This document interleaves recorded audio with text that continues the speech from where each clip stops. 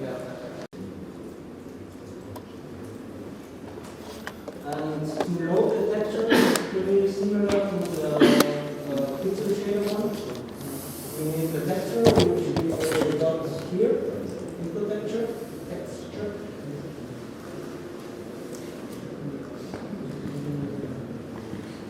Then we need to sample it.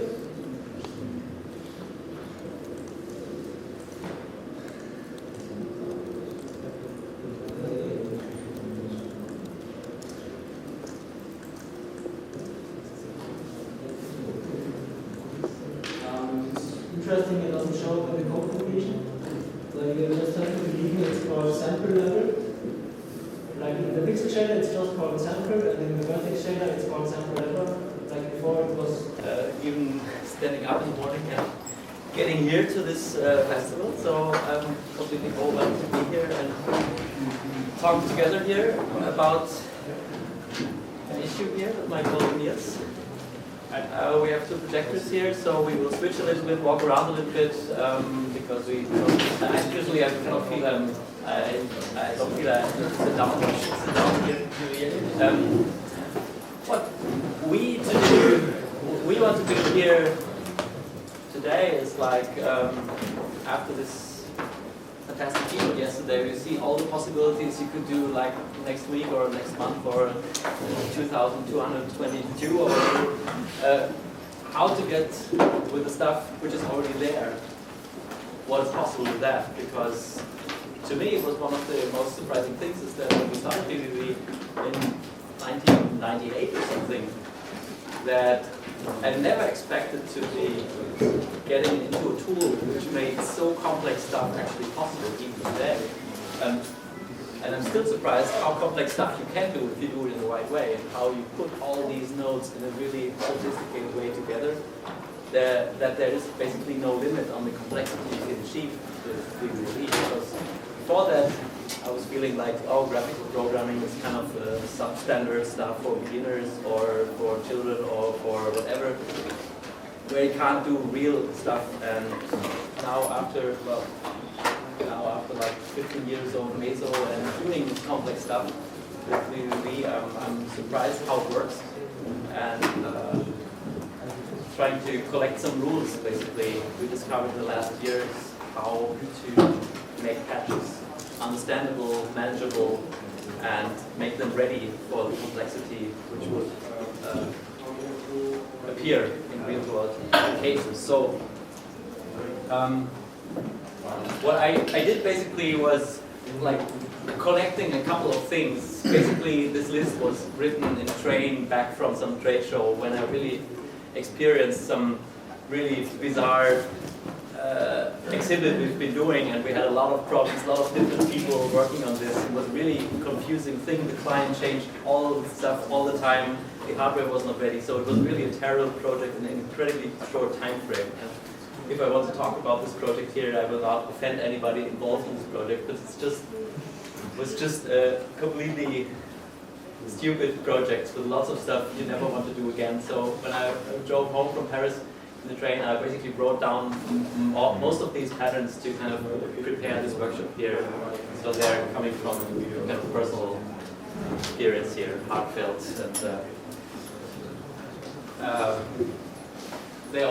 and we'll get into these in details here.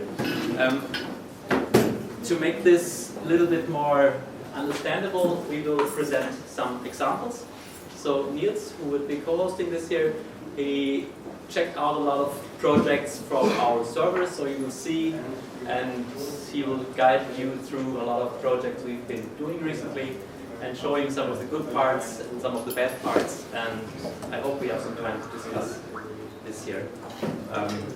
The projects, I have some pictures of these. I do not want to go into detail. One is an exhibit we've been doing for BMW here, which is not terribly sexy, I would say, because it's basically just a multi-touch table with 4 big screens and a lot of content in there. Lots of stuff the client prepared, lots of graphics, lots of animations.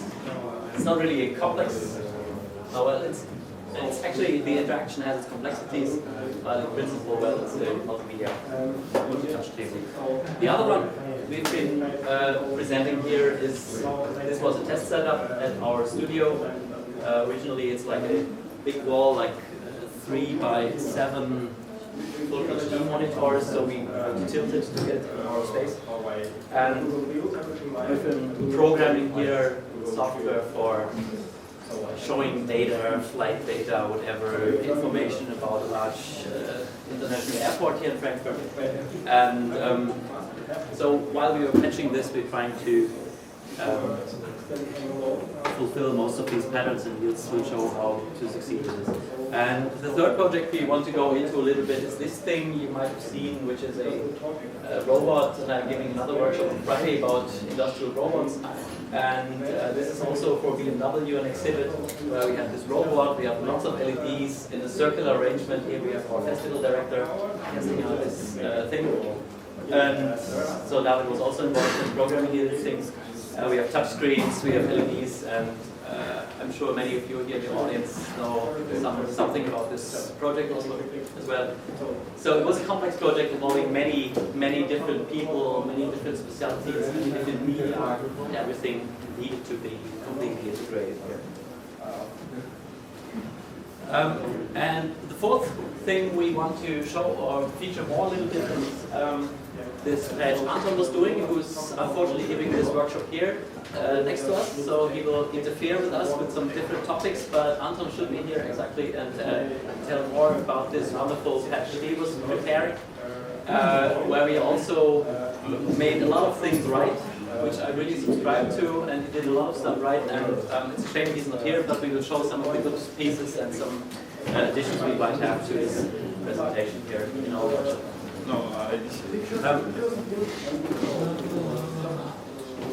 So structurally, I have presented already this list of these 13 patterns.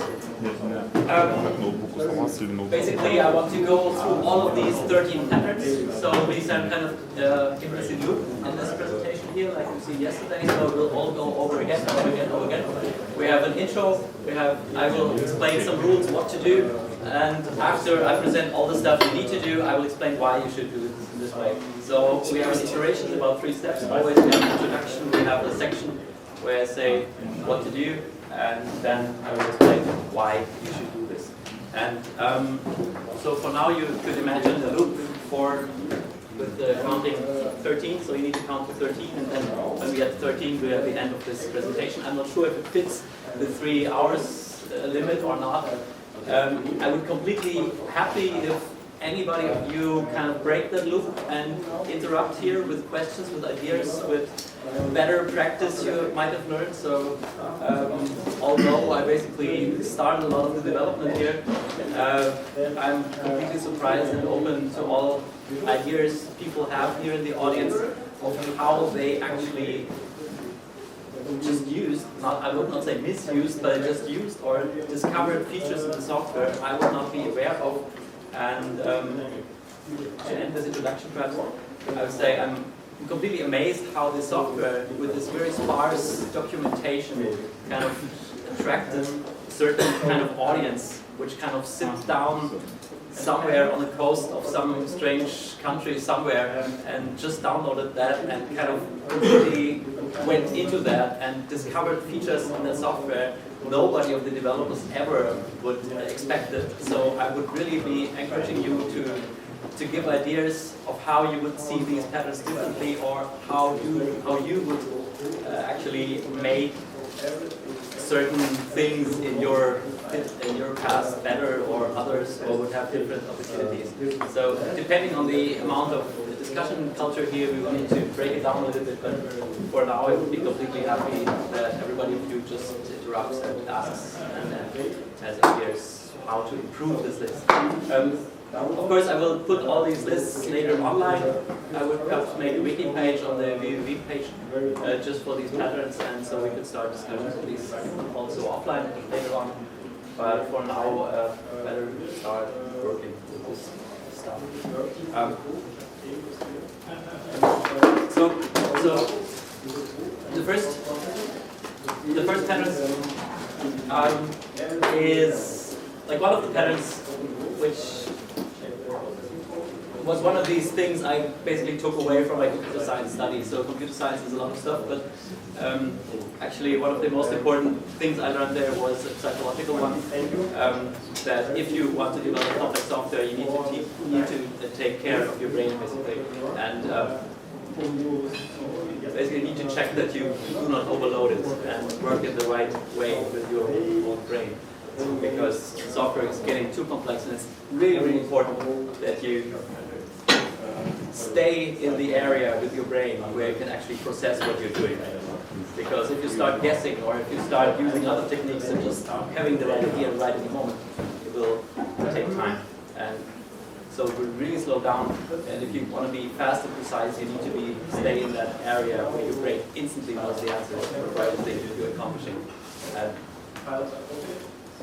That's this first thing. I will start with a little presentation here, or a little test or so, or a little experiment here. I'm not a psychologist here, but I will try to do some kind of psycho-neurological experiment here with you.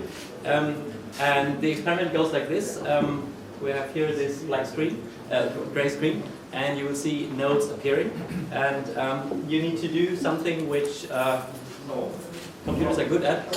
You know, imagine you would be a count node, and what you need to do is basically counting the number of nodes and say it aloud, how many nodes we have on the screen. So it has the additional problem that it's early in the morning, you've been all night going out, but this is exactly a typical situation, because I'm talking here about software development in circumstances which are not optimal.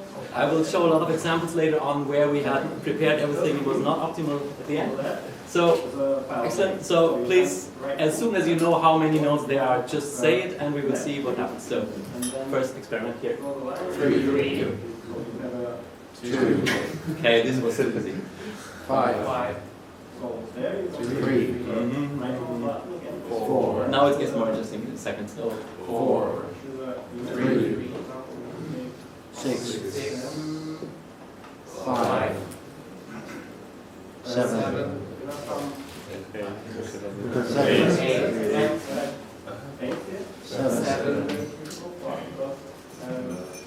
9. Lots. 14. Okay, so you perhaps already noticed what I'm up to. So it starts getting really complicated. So we had, yeah, so I will go through it. I think the idea is clear. But here again, you see it in a second. So that's what I'm talking about. You see it when you have the image there. You already know, you exactly see it's like 3. So you do not resort to counting actually how many they are. So. And that's basically, your brain is instantly possible to switch to another algorithm. Basically, one algorithm here is just pattern recognition. It just knows, it sees there's some kind of low-level circuit which basically directly says this is 3 or this is 4 here. So it's only in the moment you see it, you know it. And then, if this doesn't work, if your brain signals, okay, well this is many, then you need to, okay, if many, then count the routine starting. So and then you need to go bam, bam, bam, bam, bam, and then 7 or something. So and then there's this other process here. If I show this, we could now really do the experiment. And I have to admit that it was only possible to count this with the means of a tool. I used the computer to click on these, on this stupid keynote presentation, click on all of these and count it in my brain. Unfortunately, I didn't. I wrote down the exact result here. So that was 56 or so, but I could even tell it to you and you would not notice, or you could not check actually. So I would presume nobody in the room would be able to count this from your position. So if we do the experiment, we could wait like 2 or 3 minutes until somebody stands up, goes here and count them manually with a hand or something, or have some group participation. But this like is the third algorithm you would start.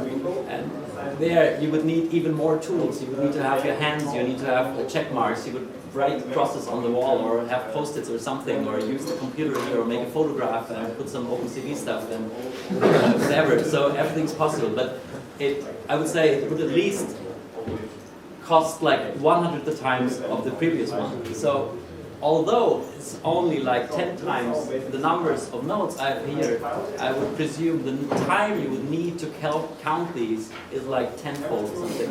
So it's much, much longer you would need to deal with this than the before. So, that's basically the reason here of this pattern. So it's a really stupid and simple graph I'm doing here, and I'm not really a psychologist or any neurophysiologist or whatever, and I'm not sure about the exact inclination here of this, and of course it's stupid to just stay here 6, whatever, but up until 5 everything's completely simple. You instantly know it, and then after 6 you need to take tools. Then it starts rising the time, and perhaps there's here another break which is not really visible when you like 20 or something, as we've seen before, but we really need to go even sharper up here. And well, that's basically the essence of this pattern. And the interesting thing is, of course, what is this here? Because this is, of course, a really exciting thing about our brain, that the brain can actually deal with things, which is a really excellent, cool data type, I would say. Because you can basically put anything into things. It could be persons, it could be numbers, it could be words, it could be books, it could be whatever. So, but as long as you're dealing only with things in your brain, with less than 6 things in your brain, everything is completely simple. And basically the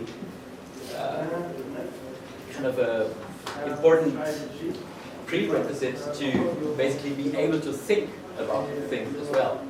So, and if we go back, so what to do actually? So, because after all, this is a workshop here about programming and learning to program and learning to program better. And so this is my first pattern here. Make sure that individual functions of your logic will have maximum 6 functional clusters of nodes. And this is I guess the corollary of all I've said here before. When it's possible to understand 6 things at once while being super awake and super alert, it's less in normal states of consciousness. So, insofar this was a good test here. But you have to deal with this. If you're a living human being and you want to program, you need to take care of yourself and the possibilities of what can happen in the world. So that's thing. And of course, if you really go to strange places with your stuff, and V4 is for some reason a tool which are used by people who not just sitting at home and doing their web servers or whatever, or doing their browser-based stuff, which you can basically perfectly do at home because you can test it on. V4 is for some reason used for stuff in the real world. So you find yourself somewhere in strange places and needing to fix or change or optimize or be creative in some stupid situations. I just collected some photos from our archive here. Well, what all happened, like you have really small spaces where you actually need to finish your stuff, or you're some car where you basically program some stuff of the car, or this is an installation in Offenbach. When you go all to Hafen 2 on Saturday, I hope you will see next to Hafen 2 there's an old bridge basically with a light installation, which is also driven by V4. And although Philip here was quite happy, so he had really cold fingers and because it was really windy over the sky. And of course, like trade fairs, so this actually decrements one of your number of things you can keep in your mind, basically. So you're up to 5 things in your mind right now. And now it's like 4 things in your mind. And then you might have some kind of things you do because you're on the wind turbine or something, need to program something, and this will also decrement basically your abilities. Or you have some guys just appearing, doing whatever they want to do with some kind of machines and whatever, so you can see anymore. Or here we have one wonderful exhibition. One wonderful piece we've been doing was on a large public space basically, and we had these robots. This will be more explained on Friday, but around this exhibition there was this huge Volksfest, how it's called, like there thousands of people drinking wine and whatever, and at least we had this transparent wall around our people doing the stuff, but it was a complete strange situation, like sitting in the middle of the huge festival basically, starting the program. So here we have another one, decrementing one of this account, like speakers, fog machines, whatever. And then also, I'm pretty sure you all know this, then we have like whatever for reason, some stage performers appear like next to a programming place, needing to rehearse some kind of show or whatever, or they just appear or go back or whatever. It just happens. And then of course we have another one which decrements like by 2 here, this second, like these people, they're coming, clients coming over.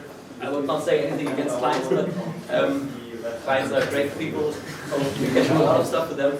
But typically clients appear, then I have nothing to do. What is here? And can I check my email? What's the internet going? I need to wait for the stage performance, whatever. I'm so bored, whatever. And you can't work with this. So go back to this. This is important. What to do?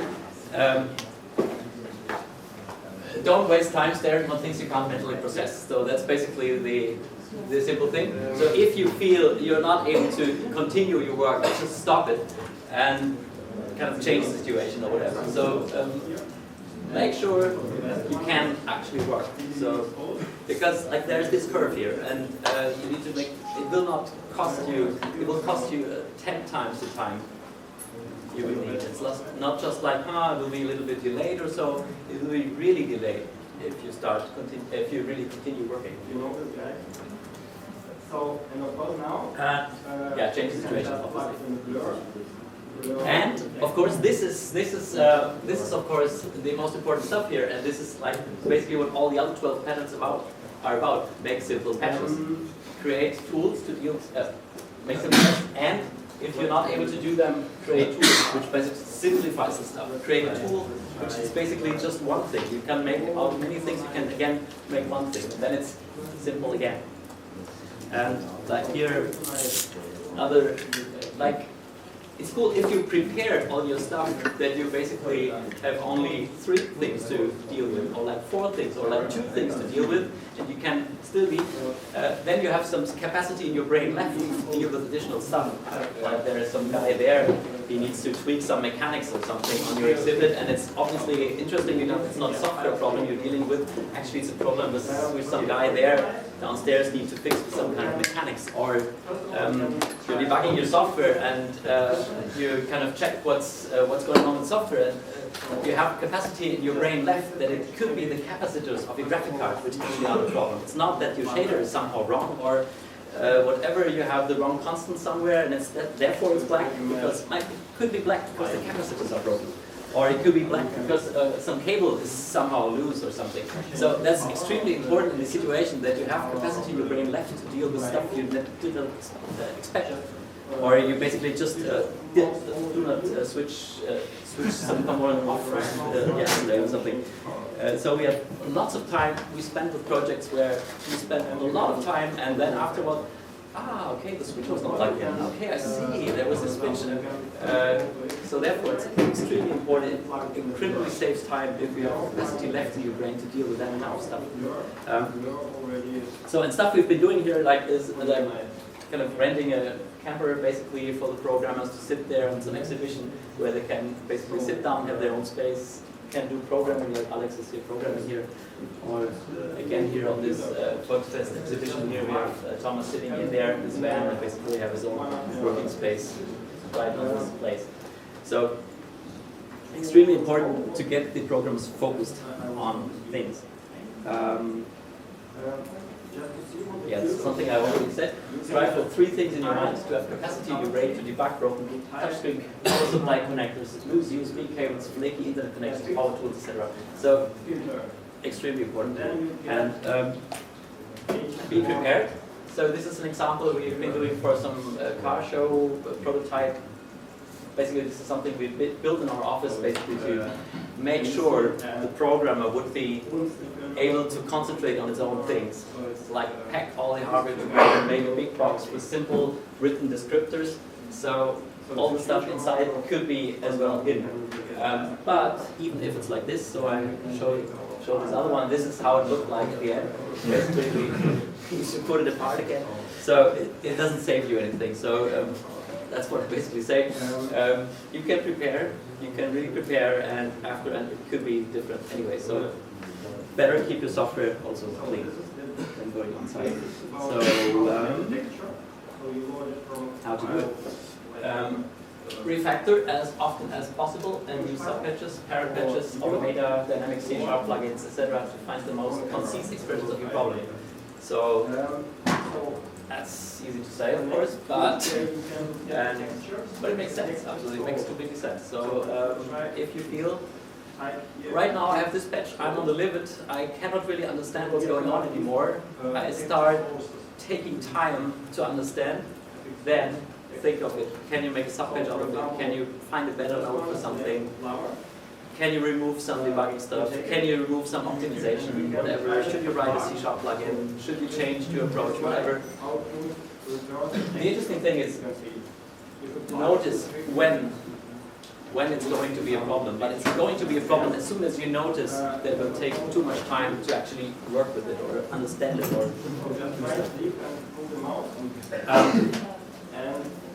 yeah, don't waste time not using that, basically. Always remove unused nodes and data paths in your patch. So this is something I wrote down in Paris from when I went back. So this patch was full of stuff which is never used, or was this use case which we, for some reason, the client decided not to want anymore. So there was some functionality left. The nodes would basically do more. They would be spreadable, even if it's not necessary to have them spreadable, or whatever. Or they had some strange workarounds that nobody understood. So the idea would be remove unused nodes as soon as possible, remove data paths somewhere which is not more possible, and use JIT. And Niels is talking more about JIT in a second then, to recover these stuff later. Because the advantage of JIT is, of course, you can delete stuff, and if you need it back, you can just go back and reload. So,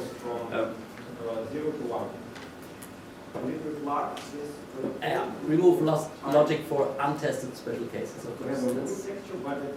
Yeah, and this other one, the premature optimizations, of course, is a long ongoing joke in computer science, of course, that if you really start optimizing your algorithms too early in the process, you will waste so much time, because the optimized version takes much more time to do. It could save some performance later on, but you will lose so much time that you would use that time better to kind of think of better algorithms or better solutions.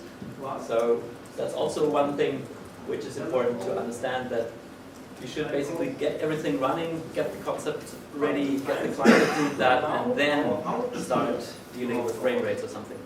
Because I think I've seen many people wanting to have 60 frames like from the beginning and till the end, but it's such a tedious process to get this always running, so I'm completely happy if the patch is already there, it works, it has like 15 frames or something, but after the client approves it, we can easily optimize it later on.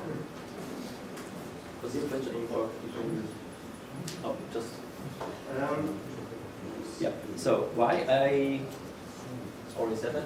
Multiplied by 10 for each functional cluster of the patch. So this multiplied by 10 for each. This is, I made this up. This is no psychological background here, but it's like this. So it's really getting slower in the overload you break.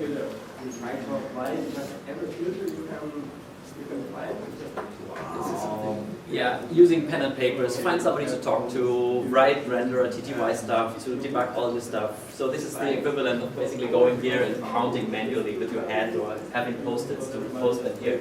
So if you're in a complete mess with your patch, and it's not like 6+, but it's more like 20 things you don't understand, and they're interworking with each other, then you really need to create tools to kind of rip that apart, kind of stretch it again, fight against things.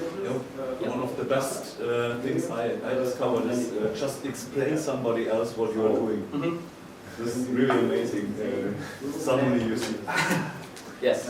Why didn't I do this before? Yeah, I think the important stuff is that it's just these 6 things in your minds, but it's the question whether it's the right 6 things you have in your mind. Because typically when you're involved in a project and you have so many things, you perhaps like 3 3 of these 6 things might be stuff which is basically completely irrelevant to the situation right now. It's just that somebody else, you need to explain it, you kind of format yourself to a state where you can basically get the order of the stuff, and then at some point there's one sentence, it stands in a room, it has all the 6 components in, and you spoke that sentence, and after you spoke that sentence, it's clear, hey, the problem is easy, I can get it. So, yeah. More on psychology, like the brain actually tricks you into thinking that the problem is complete. If you imagine a tree, the tree you think has leaves, but it doesn't have leaves until you imagine the leaves. It's the same with problem solving. That's another dangerous aspect, of course. Yeah, I will come to that later, I guess. That you feel you understood everything, but it's not complete. Yeah, that's the corollary here. I'm not sure if it applies here to the Rome Festival, basically. But actually, we're not here about debugging, so that's the big plus. So we're here just about overwhelming ourselves. But this is something I always try to say to programmers, and I'm not sure if it works typically. Well, I don't know.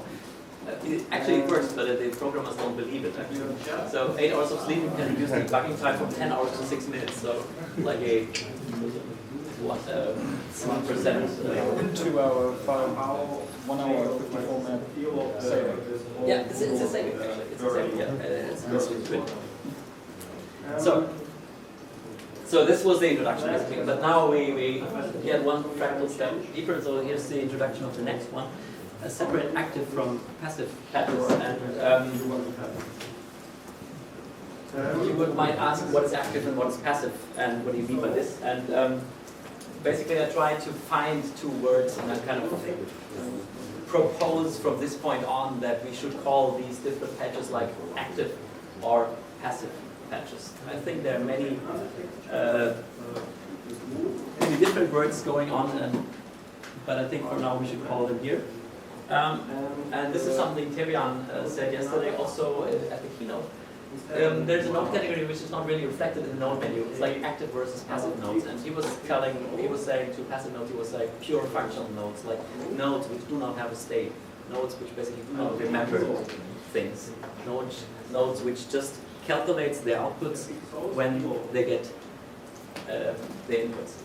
The outputs of passive nodes are always fully defined by the inputs in the same frame. The outputs, so that's basically the idea. So if you think of an addition to something, the result of the addition is exactly the sum of the 2 inputs in the same frame. So that's a symbol.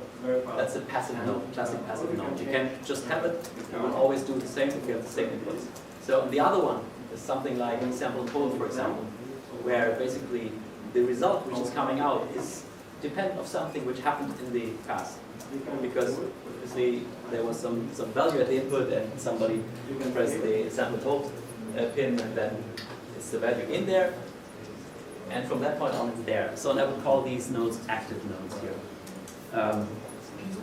So here LFO obviously is also an active node, plus also it's passive. Damper is also active because it relies on the past.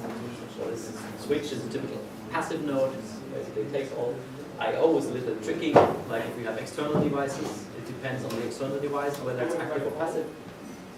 The mouse is surprisingly, basically it's a passive node, I would say, because the device doesn't store anything. It's just like this in the moment you touch the mouse. Automata is a classic example for an active node. Sample hold is active. The quads that transforms, even the random spreads are passive nodes. So, and this distinction is important because these 2 nodes, they're kind of completely different in terms of debugging. So it's not so much, if you use them, they just feel completely natural and you do not think so much about them. But if you're debugging these nodes, it's a complete difference because the passive nodes, you can basically apply the inputs and you have seen the output, and then the thing is there. But with the active nodes, they have some more things. You need to treat them in a certain way to test all the possible conditions of these. And so the debugging basically happens not in one frame, but like in a span of things. And it's not really clear what these nodes are depending on. So they really make patches more complex to debug. As a rule of thumb, there is this animation category in the node menu. This collects a lot of active nodes, like all these value active nodes, but I think there are some other nodes all over the place, so it's not so easy to find. And what I'm now saying is that you should not just be aware of these nodes, you should be aware of the patches. Like, if you make subpatches, of course, any active node which is in a patch will make this whole patch like active in some way. So the whole patch basically depends on the past in some way. So I'll call this here poison. So it's like a drop of poison you put in this whole patch, and from the debugging perspective, this whole patch basically now is active. So you cannot really just put the right inputs and see how it works. You need to put in the right inputs, and need to treat it in a certain way, and then you can see if it works or not. So what to do? First is get an idea that it is like this. That's important. So you need to understand that this patch is like this or not. And the other thing is, of course, or the next question is what they are for, these patches. And you should basically, if we talk about poisoning and something like this, I think we should put all the poison stuff in one area and have all the complex to debug stuff in patches. And the easy stuff we should basically remove as far as possible. That's the idea. So I will blend all the sequential logic, basically, how things happen, how to do interaction. If the user clicks on this menu, how this thing will slide out, and then what animation will appear in that frame there, here.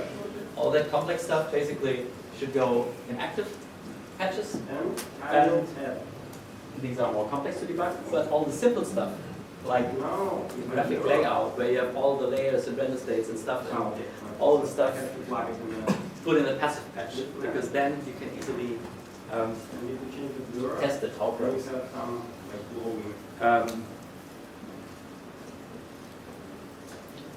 Yeah, and avoid passive logic in active patches. So passive logic can be quite complex, especially with renderers and stuff, and graphics and whatever. So it can do a lot of complex stuff with this, which is actually difficult to understand.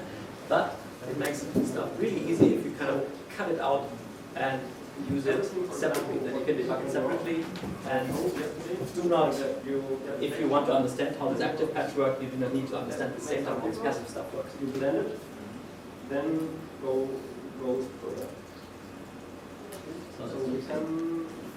And the other thing is, these passive patches, as they are not relying on the past, which is a complete universe of its own, they only are related to the present, basically. So this is complex enough, but it's actually easier and simpler thing, the present, as the present and the past.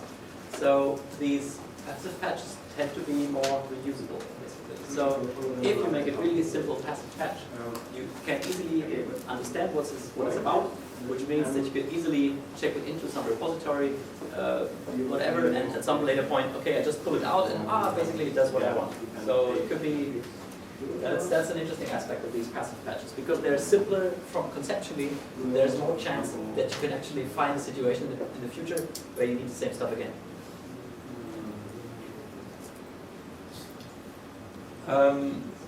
Yeah, I need to sort these things a little bit more, but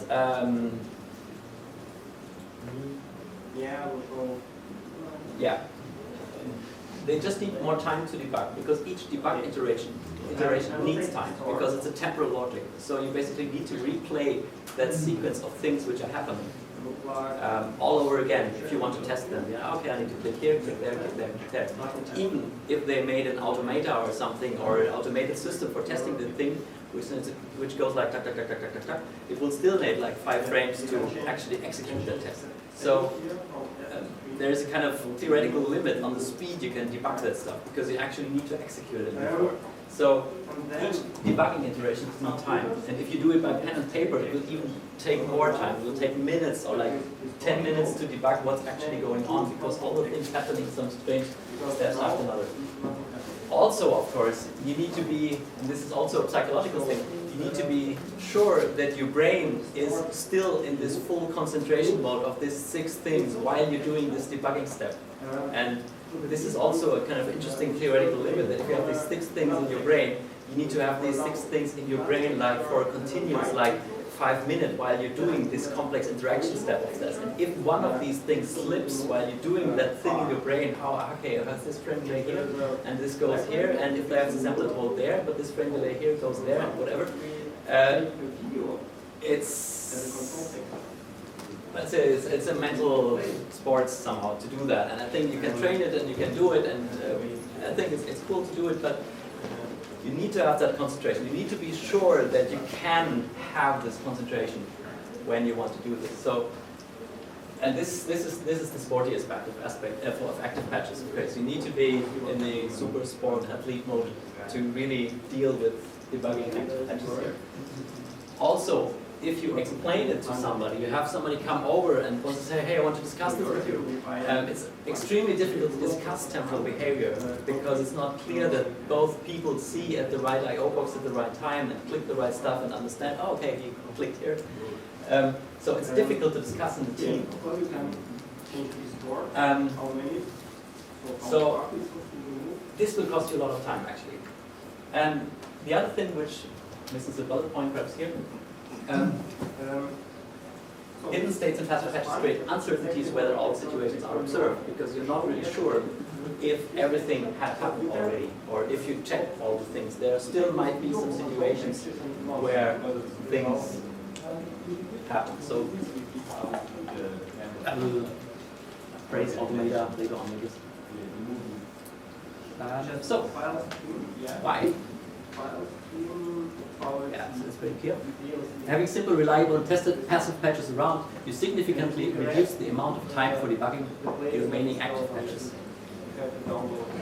That's another thing. You can reuse these passive patches you might have thought, which basically just render some object, or just display some menu, or just control some device for debugging, because you can just connect them, or you could disconnect them, whatever, put a bunch of I/O boxes instead, whatever.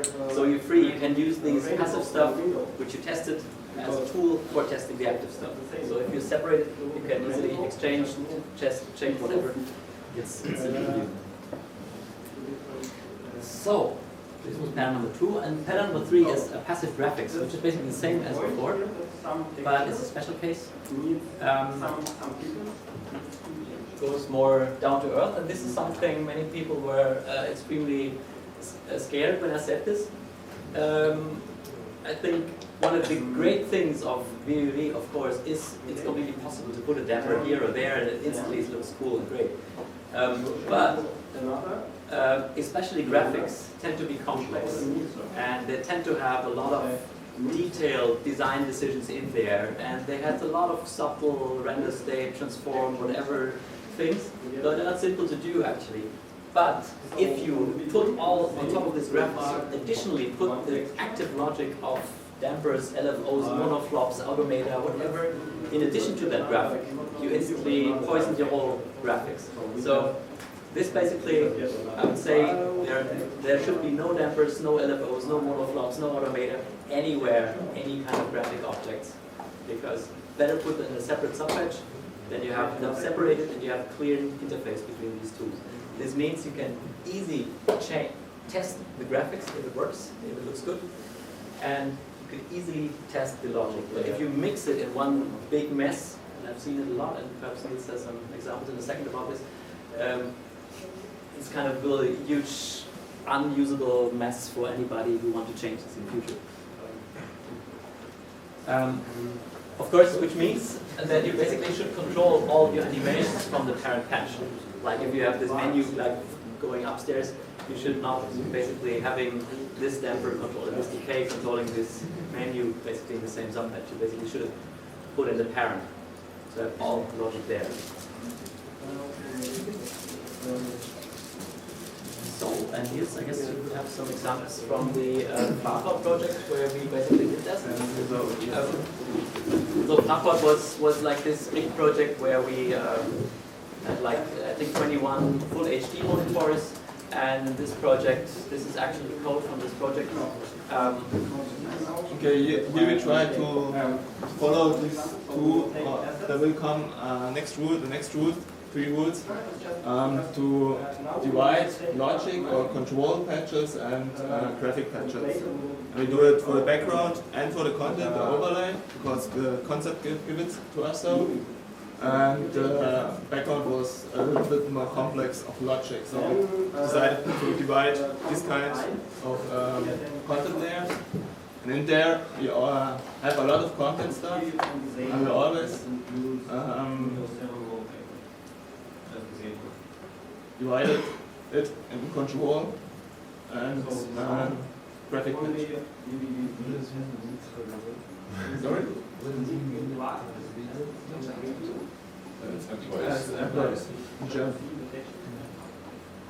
So, show this about pattern patches. For us, it's good if you can open a patch and okay, then with one mix, back again to blend, just take the content patch. So now, And here do you see two of the patches, one controller and one content, and you put it in there. the second texture is paper. Open my renderer, connect it, and you see the stuff there. And now you have the possibility to debug it, to see what happens in there, because we all have the controls here. And we have another texture with this. Or we also have white. the possibility to transform We can control. and to see what's going on there. That's it. So it's a mess, like a Photoshop mess. We see with the white pixels. So we can go. This installation is about, we have 21 full HD screens. So we have 42 million pixels. We don't have 42 pixels at home or always at the office to see what's going on there. So we have to go deep into there, and so we can create patches or stuff in there. Or we have to build tools to see what's going on there. But if you open an inspector, Niels, you would you can see basically all the parameters of the thing, and you can change them and see how it works. It's only passive graphics stuff in here. So we try to avoid all these active nodes. And this goes to the whole patch. We do it for the background and for the content overlay, and we do it for all the content stuff. So you have to restrict yourself to do it. It's so simple to just put a damper there and there and there. But at the beginning it's very easy to do it. But if you have to redo the content, or you have to build the stuff step by step, you always have to come back, and it's hard to find bugs of states, and at some moment you don't know what's going on anymore. Yeah, Anton yesterday introduced, or not really introduced, I think it's a really pretty old thing. They kind of explain separating your patches in like three parts. They modeled the view of your controller, like these three things. And basically what I'm proposing here is a kind of simpler Wild West style of doing MVC here is basically having the active stuff, which is of course the model, basically separating them from the passive stuff, which is basically the view and the controller, because they're basically just transforming the stuff from the user into the machine, or the stuff from the machine to the user. So the active stuff, the model, basically should be one object. I wouldn't go so strict, I would say you need to have always like these three modules here. But I would say just take care of what you're doing, because separate the actives, separate the logic from the passive stuff, which could be either graphics or as well as of course interface stuff. So the next one. Okay, this is already had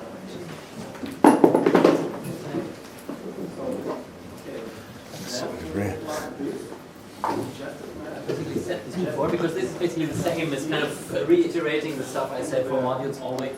That we could use the Fraport graphics for any project in the future. We could easily take out the pie charts or whatever and make more stuff with them. And also, of course, there's a separation of competences here. So, of course, vvvv is a tool where designers and programmers, they basically can, in the same person. And you have persons who have a feeling about graphic design, they can be at the same time programming. This is, of course, one of the great things about vvvv. On the other side, of course, there's always that some people are more into this or that direction. And if we separate the logic from the graphical output, we could easily say, okay, hey, now let's hand over these passive graphic patches to somebody who is able to understand vvvv, but he's much more into typography or something. So we could easily say, okay, this is one person's stuff and this is the other person's stuff. But we have already the interface there. So the interface between these two people is already defined, and we know what pins we're talking about when these people are talking in the future. And they can improve that stuff without changing external logic. Or some other employee, like 5 years later on, can go into the same page and say, hey, now we need to change the background color to the new corporate yellow or whatever.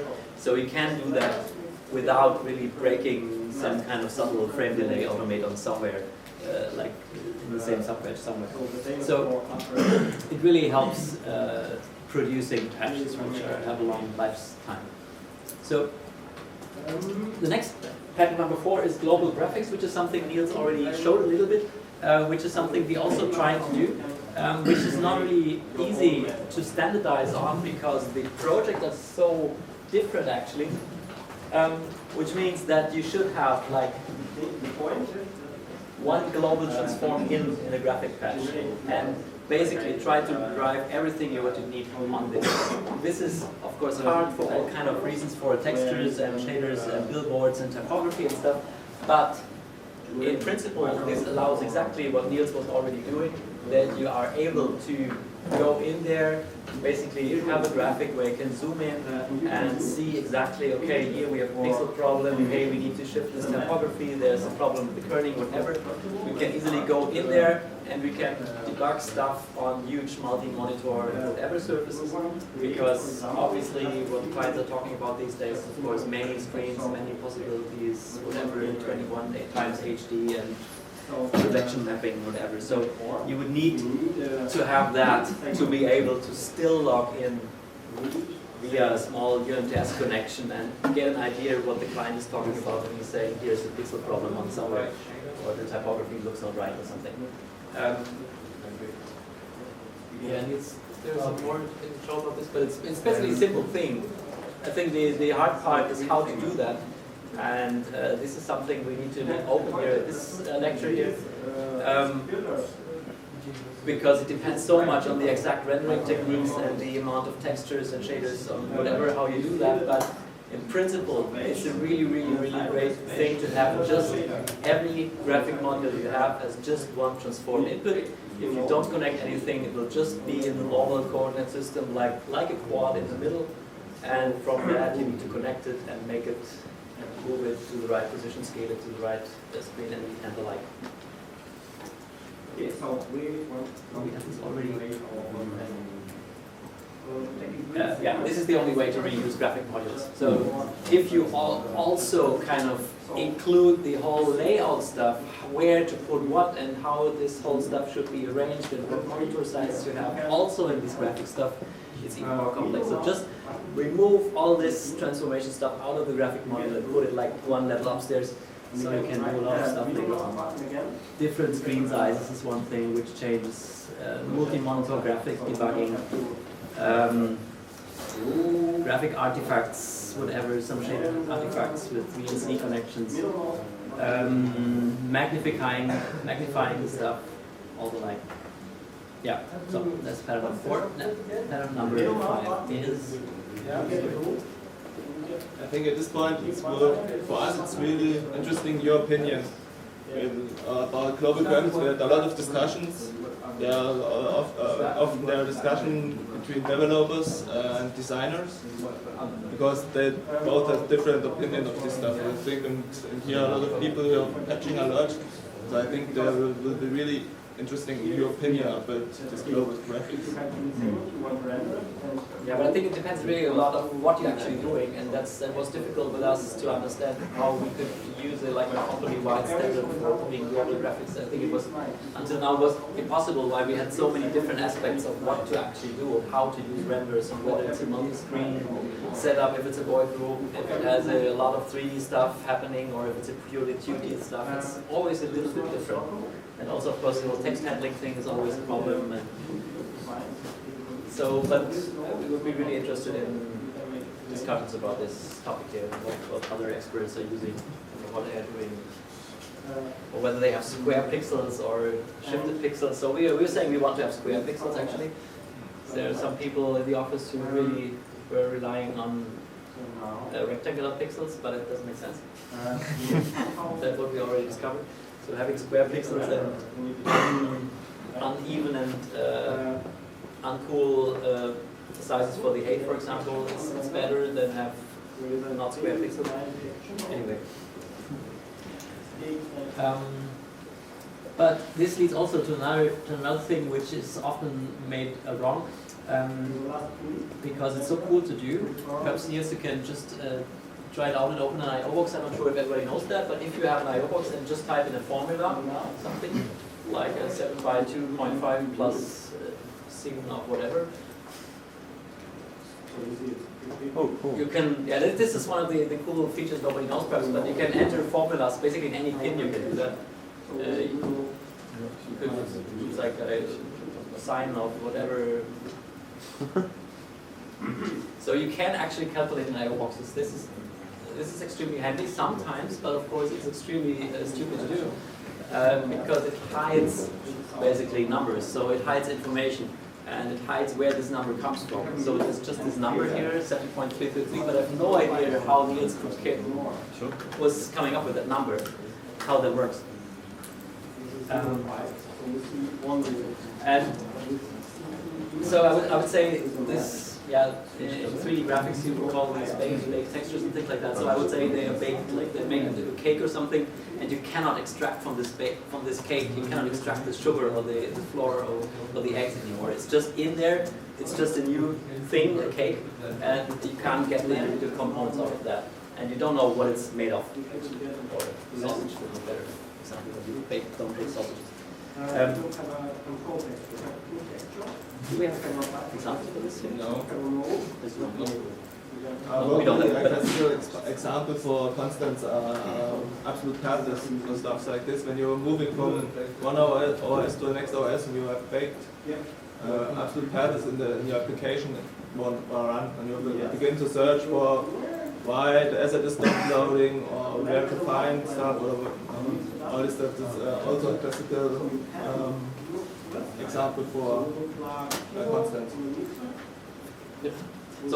So next time we will make more T-shirts like here. So if you ever need to have constants in your patch, if you're a programmer, so this is like these 5 numbers which I'm allowing here. So there's a strict school of V4 programmers which only use 1, which is of course enough for everybody. But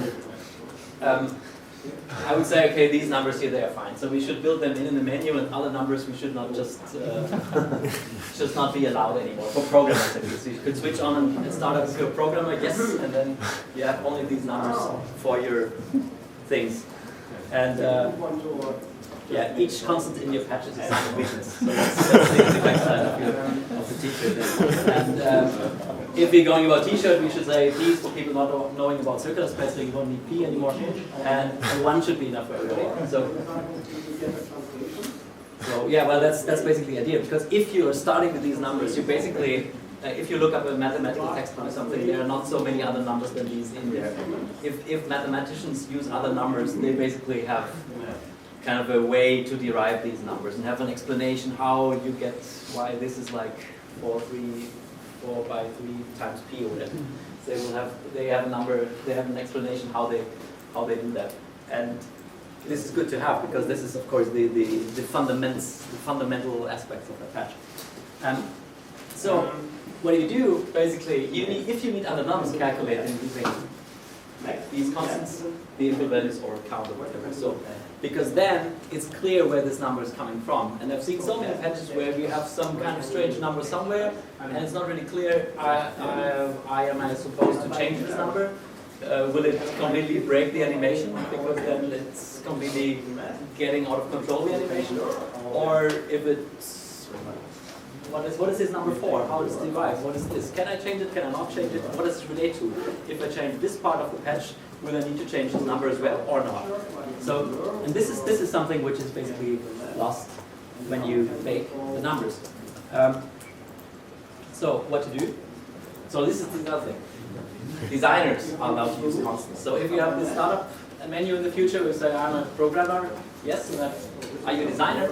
Yes. And so we have like this here, because as a designer, you basically have the capacity in your brain to understand the feeling of the humanity and the client and yourself and the beauty of the world, and say, okay, the beauty of the world decides that this should be like 1.257 because this is better than 1.256. I feel it. So that's my confidence. I know how to do this, and I make a design decision. I say, okay, the color is like a little bit more yellow, and of course beauty can change, but you as a designer, you're allowed to use constants. But then make sure that you say this as a designer.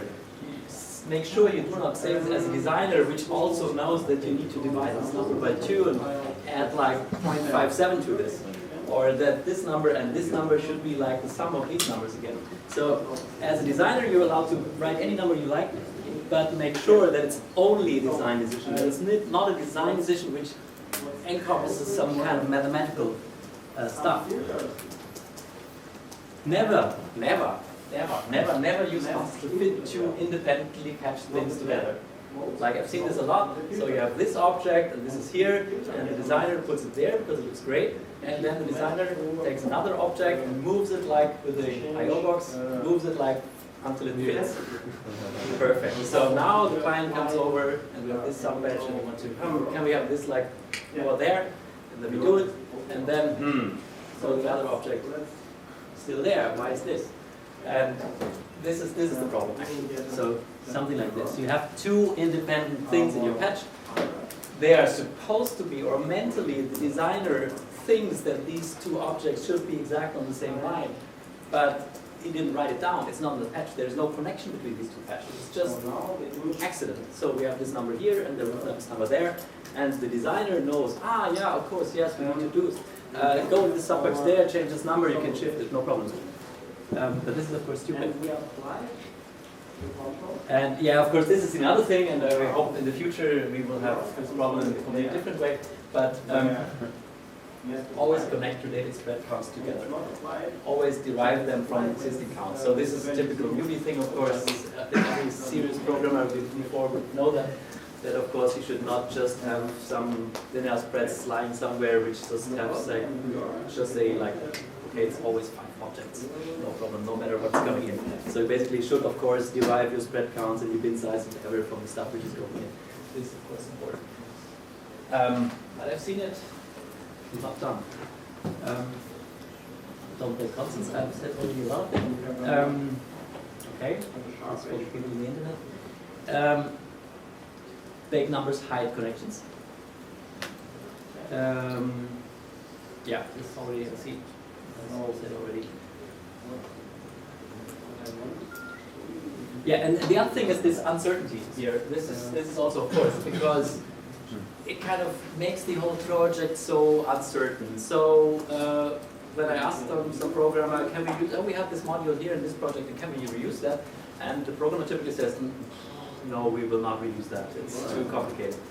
Because basically this menu or this module, which is supposed to be completely reusable, kind of depends on certain things. Okay, yeah, well, it needs to be like this, and we need to change this, and this doesn't fit to this anymore. So it's a certain uncertainty here because we have some things not documented. If we would have connected these two things with a connection, there would be some kind of I/O box or something. So we would have known that there is some dependency, but with these vacant constants, we just the connection is lost. We don't know anymore that it ever existed. So, and that's a problem, of course, with reusing.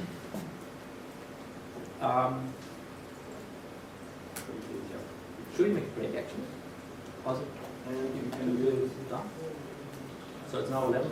So we have like the middle or something. Should we? Okay. Good. So we make like whatever, make some really stupid workarounds. It's always okay, but please make a comment somewhere. What do you do and why this is a hack and why it's not the right way to do it? And, because typically you have this thing and it's there, and you get this thing back somehow on your table like a couple of months later, and you need to change it, and then you would love to know why there's certain things kind of in a strange way, or why there's here something going wrong. What is happening here? Why they have the spread count here at this point kind of set to 5 for whatever reason. They might have a reason, and it's cool to at least make a comment. Though this would like add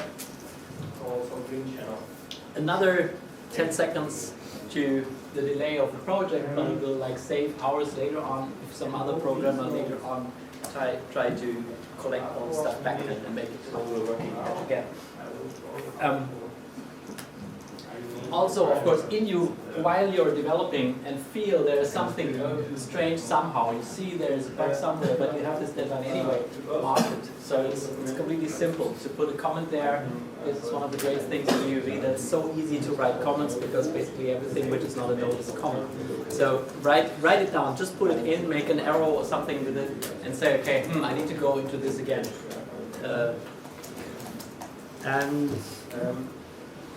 Did we have this here? In our use case, in the wonderful from Anton here. Okay, even this best case example from Anton yesterday, he had the section bugs in his code. So this is the way to do it. If you have bugs, they're there. Just write it down and see what is unclear to yourself. Write down what is unclear, and considering your comment there, that's good to have somebody to talk to about patching. I felt always that it's extremely cool to just write down what's the problem, even if it's a comment in the vvvv patch.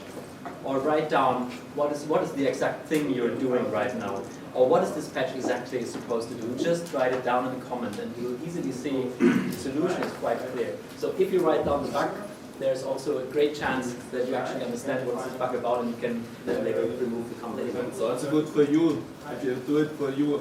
I always think that don't you do it for other people, to do it for yourself. If you open a project after 1 year or 2 years and try to get in it, it's really easier for you if you comment it.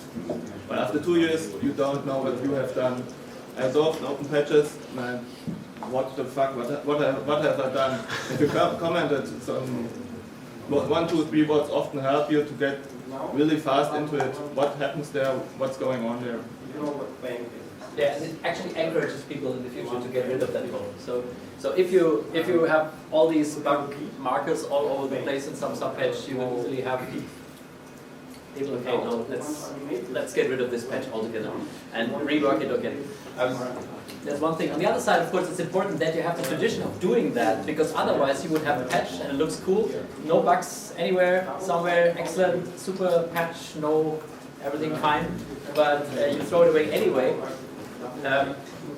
because you feel, I don't know, it could be cool, it could be not cool, I don't know, nobody writes down his bugs, so I have no idea of if this patch is actually cool or not, because at the first glance you would look only on the number of bug printed in what font size somewhere. So it's cool to have the tradition of actually do that you can later on actually see if this patch has some future or not.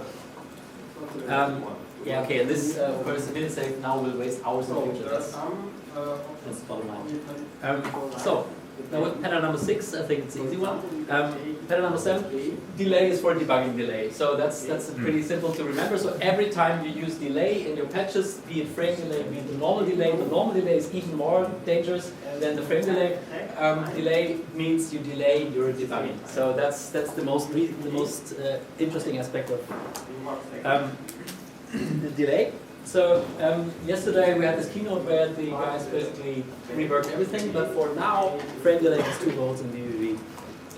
And this is of course serious advice. The main role, and that's the reason why we invented this, the main role is that to construct feedback loops, to kind of get the stuff out of there, put it into frame delay, and put it again there. So we said, okay, this is an interesting and completely dangerous process to putting stuff here from the output to the input again. So everybody who has a video camera and a TV in the youth basically experience it. If you take the stuff from the TV, put in the camera signal back into the TV, wonderful and strange things will happen. So, and to make this more explicit, we say, okay, forbid explicitly doing this right now with one cable, but say, okay, hey, take care, and the GUI basically hinders you to do this automatically. We need to have this frame delay somewhere, because this is a really religious moment, basically, to take the stuff from the output, put it back in the input. So this is important stuff. We need to have some really blocking, dangerous, abstract thing, and for some reason we call it frame delay and not like whatever actor would be the best name for this, because this is a really dangerous thing. But of course it has the beauty, you can create feedback loop, which basically means you can do anything. You can have any kind of state, you can do all kind of amazing stuff. And Igor is here, I think he presented yesterday this amazing iris stuff, and I think he has some frame delay somewhere hidden there. So the main role is to construct feedback loops, and the other role, of course, is to kind of tweak things which are not working for whatever reason. So that's also something, that's the other major role here. And of course, this is the dangerous part. I'm not sure if Niels has some examples here. We have two examples. We think dangerous patches, I guess. we think you can't do not use frame delays. Often you need it in logics. And for us, we decided always use frame delays on the same level. Here is the logic, an automata state, and here comes back interaction feedback. And we decided to put all the frame delays on the same level. So if there is anything delayed, it's on the same level delayed. So we know every interaction is one frame later. So if we put these frame delays over all patches or graphics patches, we don't know which information comes from and at what point. So here we have quite a little bit a feeling of that all information is delayed one frame, so we can handle it. If we have a look at another example about logic, I found stuff like here's a frame delay, here's a frame delay, here's the automata which frames stuff in one frame. So I think this is very hard to debug or find what state goes out. This state comes delayed one frame, the automata frame delays it one frame, then is it more delayed one frame to sample the state. For me it's hard to explain and hard to understand what's going on here. Yeah, that's the typical six things in your mind thing here. If you understand you have this automata, then you have here a frame delay there, a frame delay there. This goes into sampled hold, and this whatever. Even if you leave out the passive stuff in between, like the sift and the knob, you will still have a really kind of confusing and complex logic. I think this is a typical example for a lot of people worked on this project. A lot of people, it's switching for a lot of people, and then at one point the people making, oh, it doesn't connect, I put a frame delay. They don't think about it, why it does not connect or where it comes from. So we are in a hurry, we have to finish it, we have to fix it, just put a frame delay here. But then later on you can manage it or you can find the bugs. Yeah, so the next question is of course what to do if you discover this kind of patch. So this could obviously happen even here at our place, that you have these kind of patches and what to do. And basically I think the best way is kind of creating a debugging tool for understanding what's going on or what it's supposed to do, and putting kind of TTY renderer somewhere and kind of just printing out the stuff in the exact sequence they are happening, and then from that on understand what is necessary, what needs to be changed, whatever.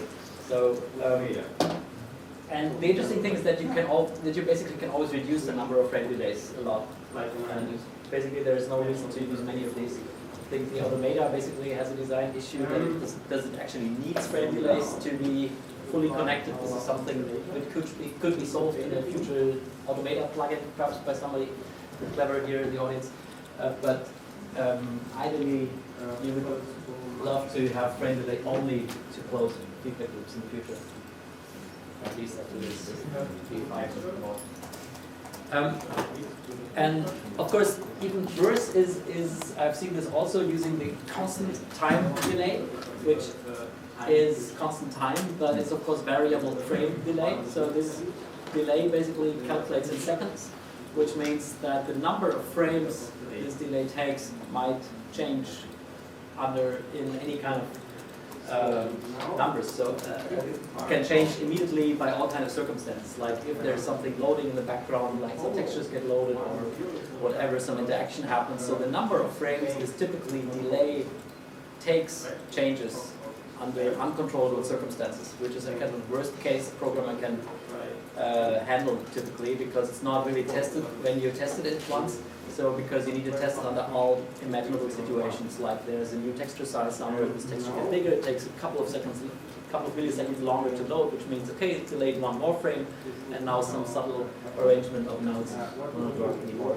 So this is a really dangerous part to use the regular delay.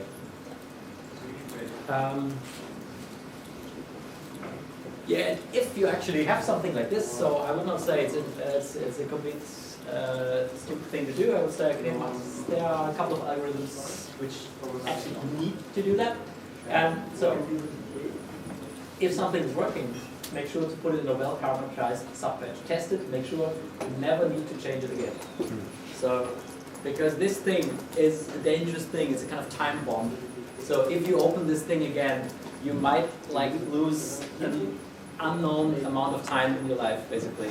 So if you change like one connection in there, or need to kind of subtly change some logic, or introduce another state, or whatever, put something in here, you do not know, will I be ready like in 10 seconds, I just need to draw a line easy, or if it like waste you like the whole night, basically. So this is the dangerous stuff, so better put all things together, parameterize it, put in the subpatch, and never need to touch it again.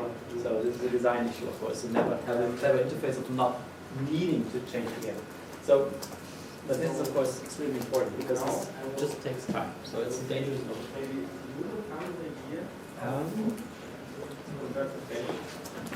And of course, one of the great things which differentiated vvvv from Max or PD is that everything happens in the same frame.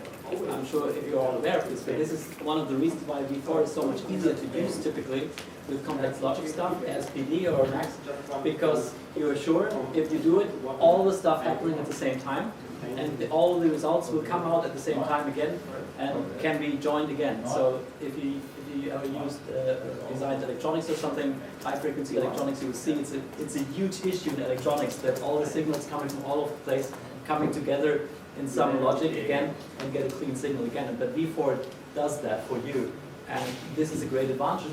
And if you start throwing in frame delays all over the place, you will lose that big advantage, which makes you productive. So take care.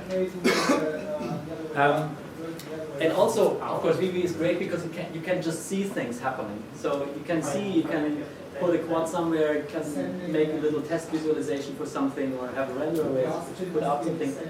And frame delay makes it difficult to see things because the changes are the shortest possible time in vvvv. So you're dealing with the shortest possible changing aspect. So if you have some clever logic, you will see, okay, now so it goes like, you will have a super subtle blink on some I/O box somewhere if some frame delay stuff is going wrong. So you need to be really concentrated and see this really fast change in things. So you need to have test equipment typically.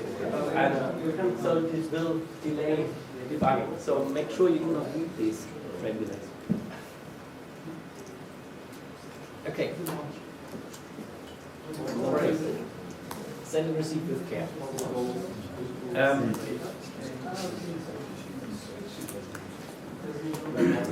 Send, receive, hide, structure, and relation. Obviously, that's exactly the reason why they were invented, because you do not want to have that connection somewhere. But I see people using send, receive all over the place, and wondering if it's a good idea to do. And I would say, no, it's not a good idea. Actually, historically, a send and receive were developed at the time when there were no subpatches in vvvv, so it's a really old feature, And at some point, Gregson came up with a solution for the subpatch thing, and we were really happy that it worked. But we left the send receives in because we felt we're so used to it, it's a cool thing. Why not do it again? Also, of course, you can have this one sender, multiple receiver thing with send receive and candy. But there were a couple of rules. I would say one thing would be never use send receive and passive patches. Use the inputs and outputs of the patch and move the send receive to the active patch. To have these passive patches, which tend to be reusable, mostly send receive clean, I would say. So have them. I think they just need to have more infrastructure if they have a receive in there. They just need to have some assumption about that. And better at the lowest level, keep them as long as possible clean from any send receive you might want to have. So in the same way, as I said, okay, make in your mind the decision between an active and a passive patch. I would say make in your mind the decision between a send receive clean patch or not. And if I suppose, or if I say this level of my project is a send receive clean patch, then there's nobody should be allowed to put any received in there, because then of course this whole thing would not work if you just later on, a couple of years later, check it out from some repository, want to use it again, then you okay, now we have to receive here, this receive there, and of course the debugging of these receives is also not so simple. At least we have this search function now. Yeah. You were talking before about taking care of making things globally accessible, like transforms that can apply to any subpatch equally. Usually when I set up a project, I think about that, and I, to avoid like drawing a lot of cables to make a single transform to a lot of subpatches, I use a send and receive as a sort of global query. So how would you deal with that if you would avoid send and receives, and also want to avoid to make your patch messy? Yes, here with my third point I would. Okay, sorry. No, but it's an important aspect, and that's exactly why I said this. And of course, it's a matter of the details. So the beauty is in the details. So what's quotation? So I think it really depends, and I think if you're doing a lot of stuff in the same way and you're saying, hey, I always have this global coordinate transformations and things like that, it's okay to have the global send, which just sends them out to all of the patches. On the other side, I feel it's not an issue. You have, in the parent patch, you might have a lot of connections, but who cares? It's not a problem. It's cool, it's easy to do, it's easy to debug. You can just open the parent patch. It might have like 100 node and connections in there, but each of these nodes you can instantly debug and understand. So you have all the wiring, all the complex stuff in one place, and it's not a problem actually. It's easy to do. Because of course going into all the subpatches, checking if they're receiving the right transform on all that stuff, if it not perhaps changed for some reason, or you have it named differently, or the alphabetical sorting is kind of strange or whatever. I feel it's basically easier to do it in the parent patch and just connecting the stuff. Yeah, can become a bit time consuming if you have like a module in a module, for instance. Then you have to take care of getting this cable through a couple of levels, you know, on the other side, to the point where it's actually. But if you're debugging and you want to debug the sending and the receiving side at the same time, you need to also go each time you want to debug it. You need to go to all the parent and subpatches, navigate through them, and need to have them on the same screen. And so it's not really saving so much time, I presume. I think it's a matter of doing it or not doing it. But I understand it's feel time consuming, and I think if you're doing a lot of stuff in the same kind of logic, I think it's completely okay to do that. But if every project is a little bit different, then I think I would presume better have explicit connections. It's a good point. That's all I would say.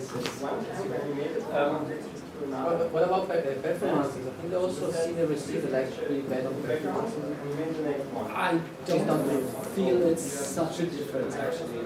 I think these IO boxes, as soon as they're as long as they're not displayed and are rendering, I think they're pretty free. It's just if they're displayed, that's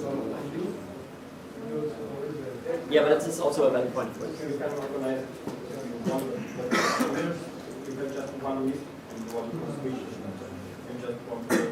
Yeah, this is actually the time-consuming aspect here. You need to have multiple stuff open. You need to check back, compare strings in your mind.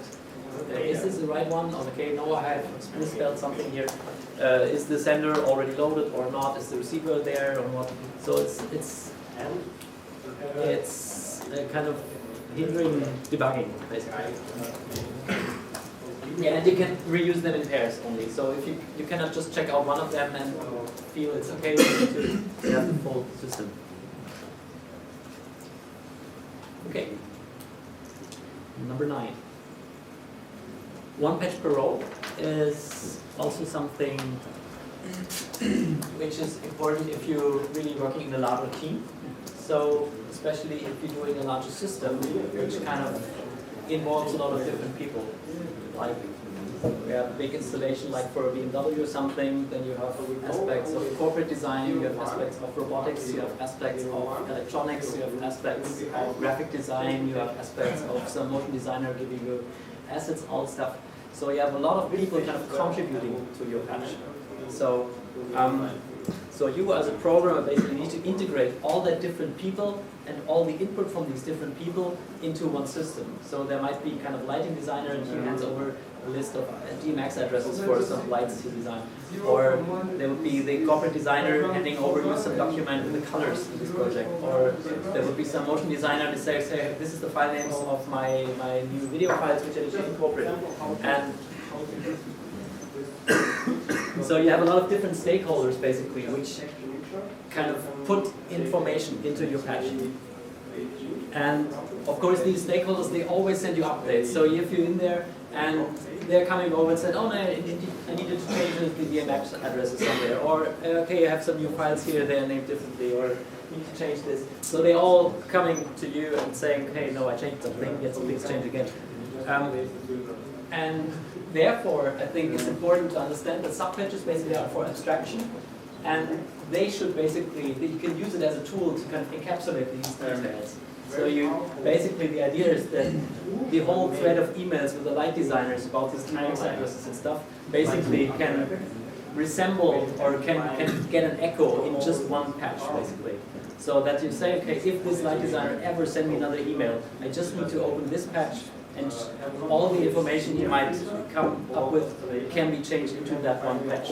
Or if the corporate design people have a new color for the company, whatever, we can just open the color patch. All the colors are there, and I just need to change this one exact patch.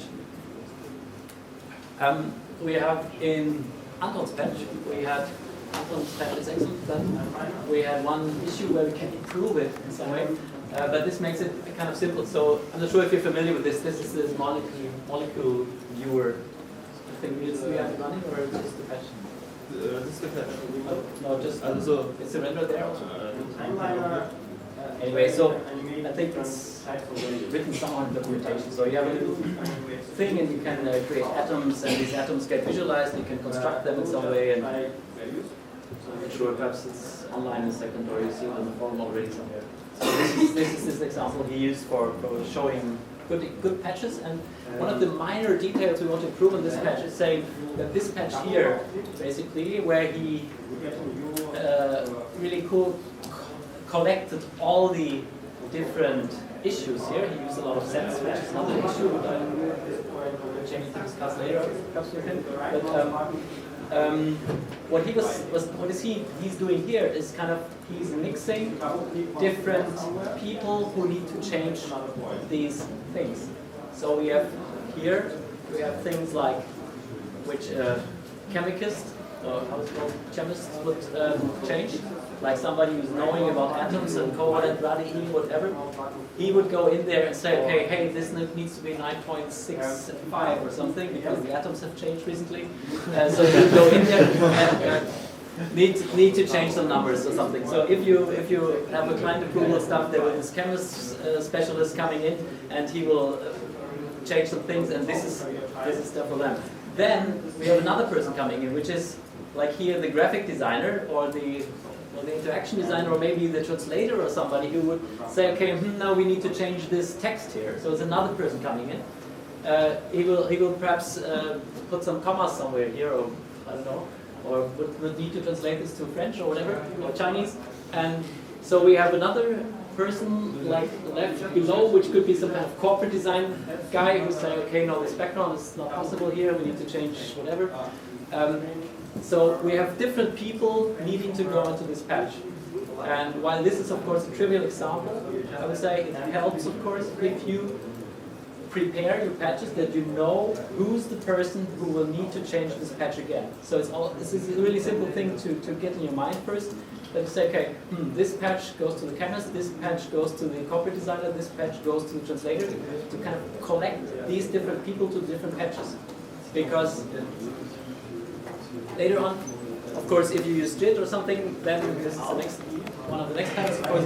But then you can say, okay, the corporate designer get into and he got the atom values wrongly, and corporate designers don't know about atoms anyway, so it's clear that they made it wrong, but at least you know exactly who did what thing, and if people are changing the right things, people can just change the stuff they're doing, and there's no chance that the corporate designers change some things about the atoms, or the chemists put in their favorite colors in a second again.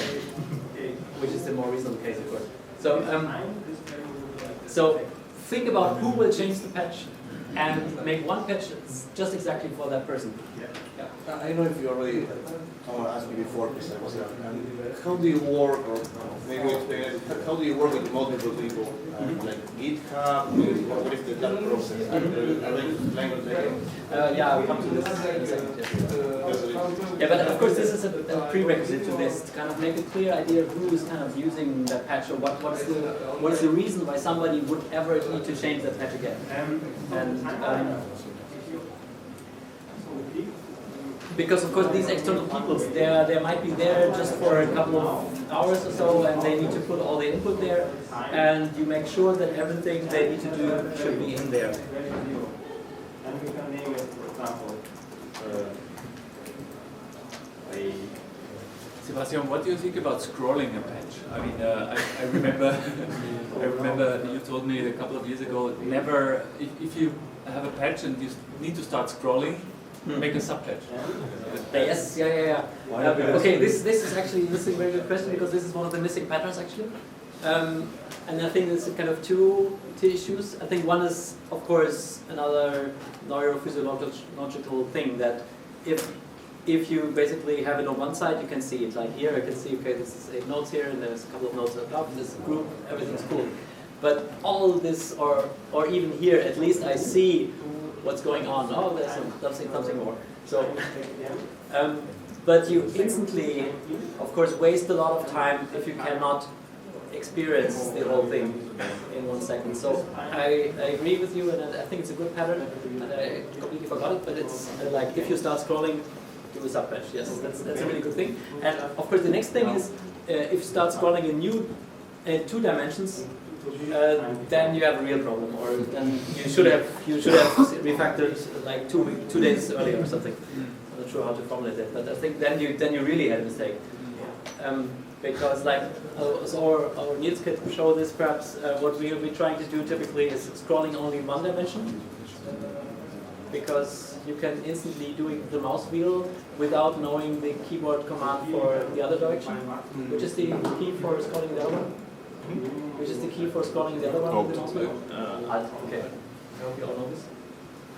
Without Alt, you can just scroll vertically, but with Alt, you can scroll in the other dimensions. But I'm one who does not know typically where the Alt key is, or need to find it again. So it's cooler to have it just with the mouse wheel, just in one direction, and you can just scroll it through, and you see, okay, here's the start, here's the end, and there's not some stupid stuff like here in the lower right corner where nobody would expect it. So, and typically, of course, it's easier to write horizontal lines with some keeping your fingers on the minus key, and so it's kind of easy thing to do. And I would encourage everybody to kind of get it in the most linear way possible. Yeah, but this is something for later, for another pattern, yes.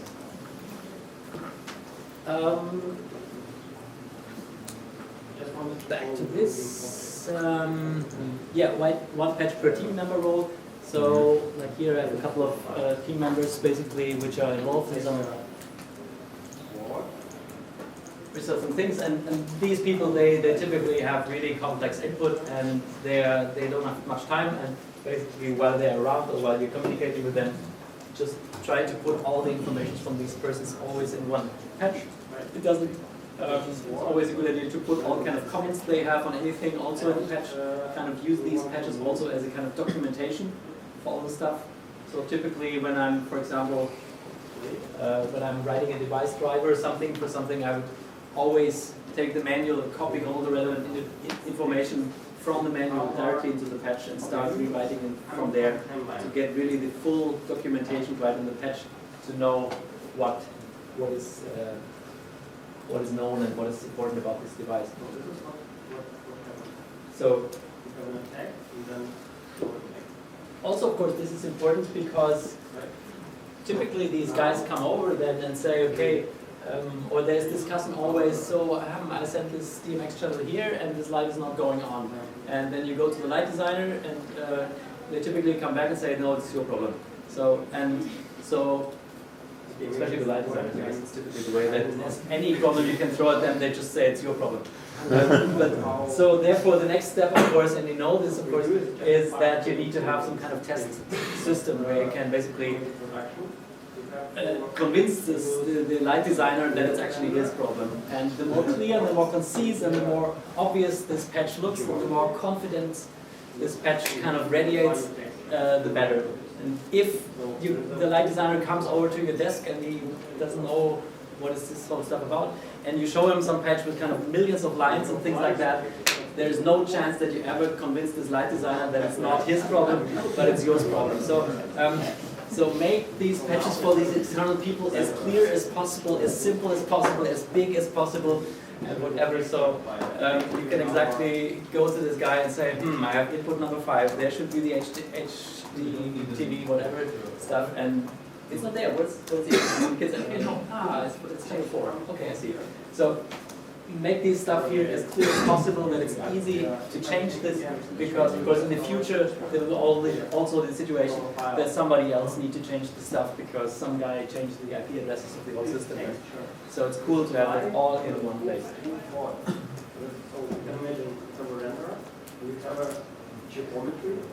So it helps obviously to write down the name of the person who is this patch for, like in the top level. So this patch is for the light designer, whatever, or this is for the corporate designers here. So write it there, and make sure then from that point on that each of these external people needs to open and change only one patch, and that only one person needs to go into that patch. It's a really one-to-one relation of the persons and the patches. Yeah, build debugging framework, that's what I said already. Ideally, that light designers in the future, they will be able to open V4 patches themselves and kind of test their lamps themselves without being programmers involved. And of course, make sure that all other logic, especially active logic, is really way ahead and really in a separate place, that they will not changed by some other people in the future. They need to be changed. So what is active logic? Active logic means that it has a state, like active versus passive. So active, which depends on the passive, which is complicated to do that.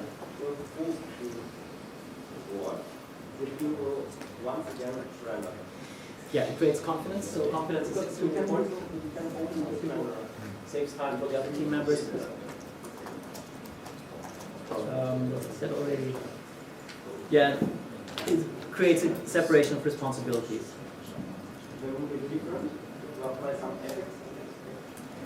Okay.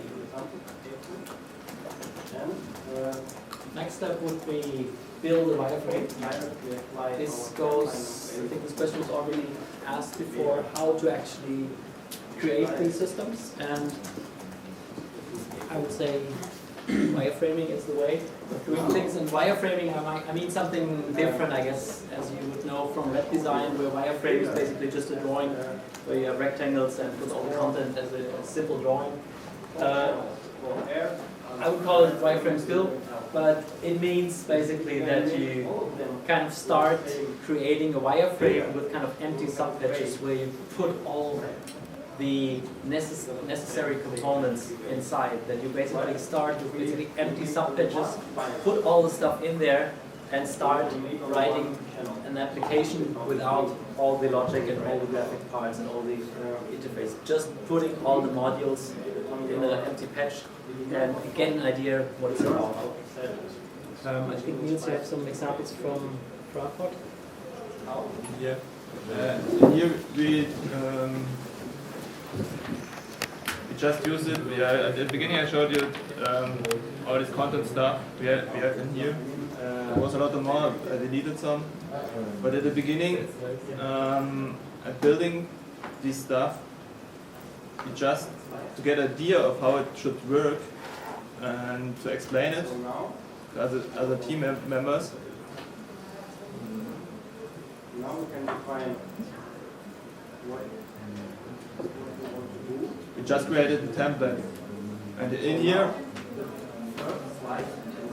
just for me it was important for this, really important for this project to divide these active and passive patches, and so I just created a template for this, and so I had the time to figure out all other issues and had the display service go in here, and it just shows template content. For me it was really enough. I think you should do it with all your parts. You should get a working application before going into all these details to find where are some problems or how it works. Sometimes you can figure out unknown problems. You never thought about it. You can't think about it because you don't know it. But when you build a wireframe to see how it should work, you find these and do it by create templates. Yeah, I think this was a cool example because we had a lot of graphic stuff in this thing. There were like 15 different modules basically. We were creating different kind of graphics, but Niels was preparing a framework or template basically in the beginning where basically he handed over to the designers basically and saying, okay, whatever you derive as a graphic, put it into that kind of module. So the principle was clear that all graphics had this kind of inputs, this kind of outputs, and were used in that way. And each of the modules could be tested by the designers in that framework.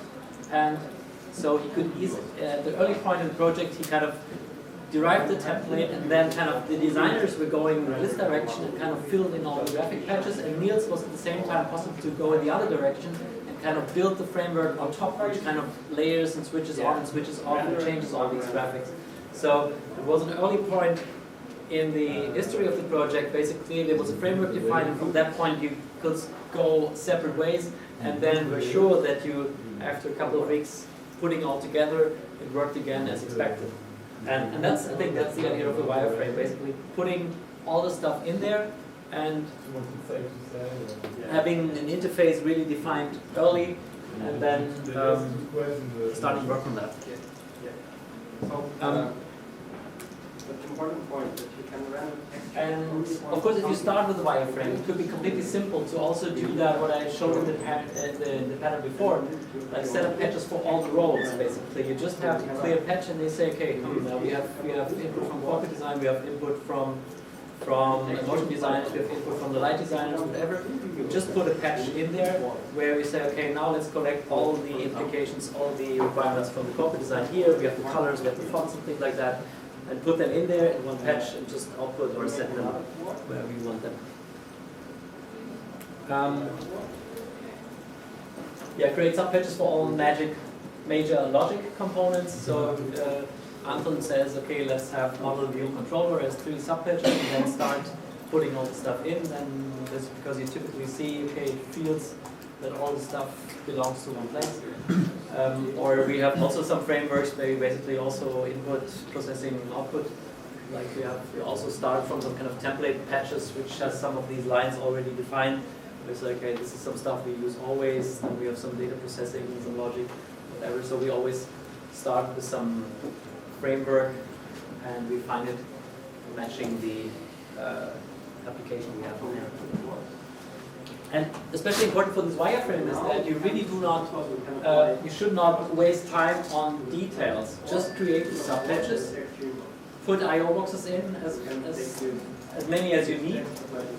Of course, you know that if you just put an I/O box and name the I/O box in there, it will show as input and output. So it makes sense to kind of connect them to something else, or just pass the stuff through, or put some text nodes in there and some kind of string formatting stuff that basically the graphic module in the first instance would just print out all the inputs as text. So if you just have that in as a wireframe, you can instantly see, does my logic working, looks everything great, is the logic working, and how it actually looks you can decide on later.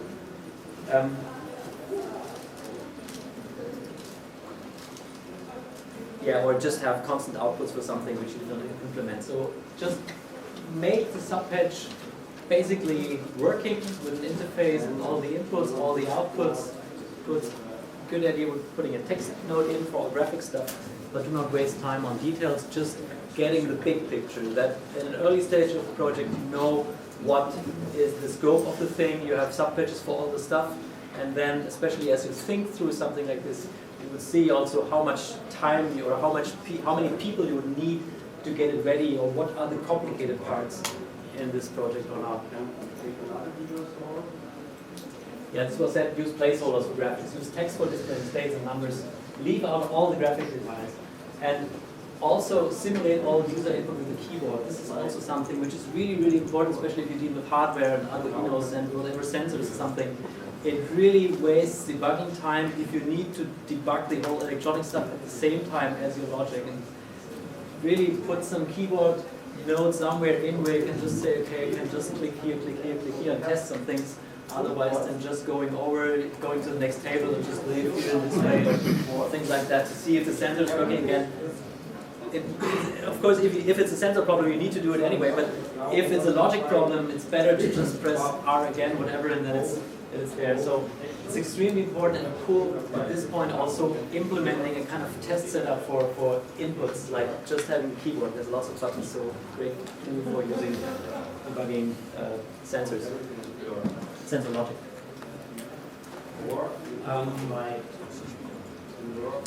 And then, of course, start the implementation with the most difficult part, even if it will not impress the client. So, of course, these two ideas would not match, but obviously, the client is typically impressed by stuff which is completely easy. At the same time, the stuff you've been working on is something completely different, which the client isn't aware that it's existing.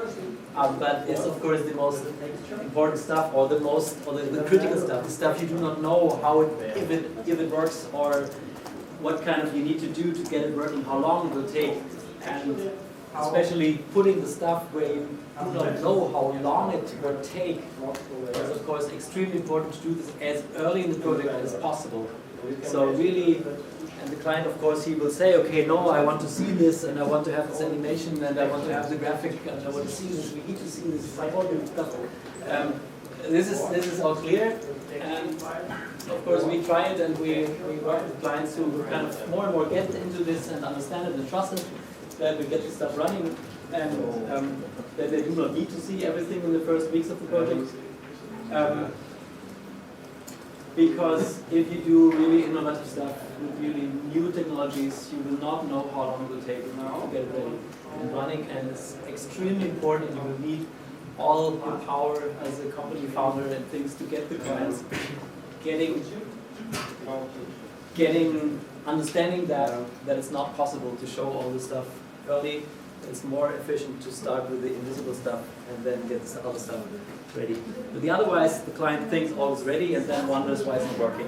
And this for 4 months, and this is terrible. So better let the client kind of wait until he's not so nervous about and then impress him with lots of rapid progress, like, or leave some slides behind and just throw it in every week or something.